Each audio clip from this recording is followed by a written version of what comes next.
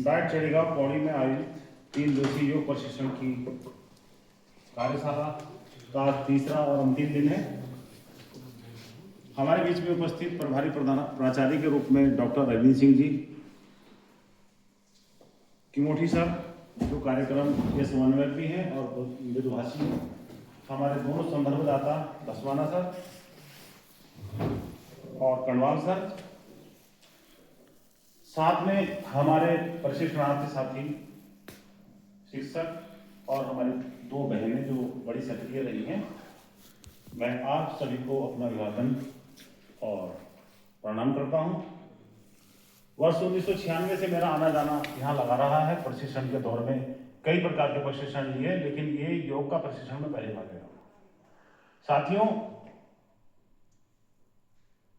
Corona के time पे जब हमने देखा कि हमारे इर्द गिर्द जानने वाले बहुत सारे लोग हमारे बीच नहीं रहे, तो उस समय मैंने MA योगा किया उत्तराखंड ओपन यूनिवर्सिटी से, और मैं लगातार अपने बच्चों को, खुद मेरी वाइफ, मेरे अपने बच्चे और स्कूल के विद्यालय के बच्चे भी, मैं उनमें थोड़ा जितना हो सकता है मैं सक्रिय रहता हूँ। और मैं उससे काफ़ी संतुष्ट हूँ कि मैं काफ़ी एक्टिव भी हुआ हूँ। मेरे साथ में जो अगल बगल रहते हैं उनके साथ भी कुछ ना कुछ योग में करता रहता हूँ।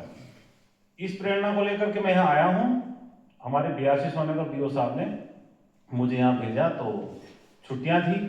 मैंने जैसे मैसेज डाला तो डॉक्टर अरविंद सर ने और तुरंत किमोठी सर ने भी रिप्लाई किया कि नहीं, छुट्टी में भी ये होगा, आपको प्रतिकर मिल जाएंगे। मैं बेसिक में प्रधानाध्यापक हूँ, 1996 से मैं सेवा कर रहा हूँ। तो हम लोगों को ये छुट्टी उट्टी का कुछ नहीं मतलब होता कि हम तो खुद बॉस हैं, अपने स्कूल के हेडमास्टर हैं।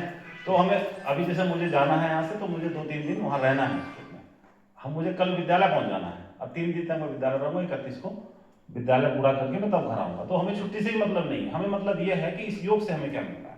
तो सर, पहली चीज़ तो ये है कि जो हमारे बीच में संदर्भदाता है, मैं सर आपको दिल से सैल्यूट कर रहा हूँ। बहुत ज़बरदस्त आपने सिखाया है। तो मेरी जो आवाज़ है ये हमारे सभी शिक्षकों की आवाज़ है, मैं ऐसा मैं मान के बोल रहा हूँ।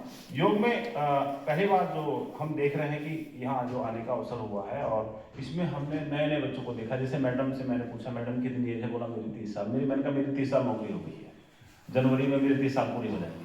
तो एक प्रकार से नई जनरेशन आ गई है।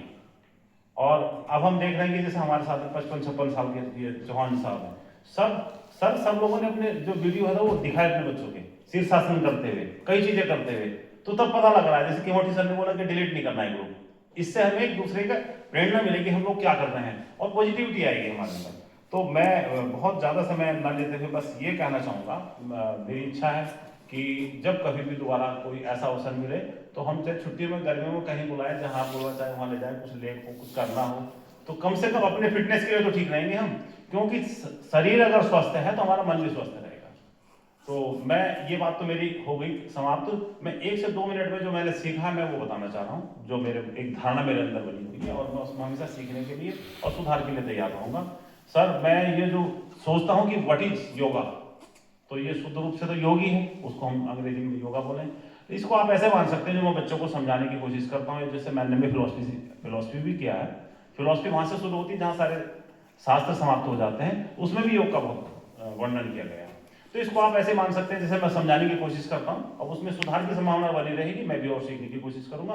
लेकिन फिलहाल मेरे मन में जो धारणा है कि जैसे सॉफ्टवेयर है, हार्डवेयर है, तो बच्चों को हम पूछते हैं कि भाई सॉफ्टवेयर क्या है, जिसको हम छू नहीं सकते। हार्डवेयर क्या है? कंप्यूटर दिखाई दे रहा है, उसके अंदर सॉफ्टवेयर पड़ा हुआ है, जिसको छू नहीं सकते हैं। तो ऐसे हमारा आत्म तत्व है, और स्थूल के रूप में जो हमारे पास ये हार्डवेयर है, ये स्थूल है, और एक सूक्ष्म है। तो ये दोनों जब मिल जाते हैं तो पावर तब बनती है।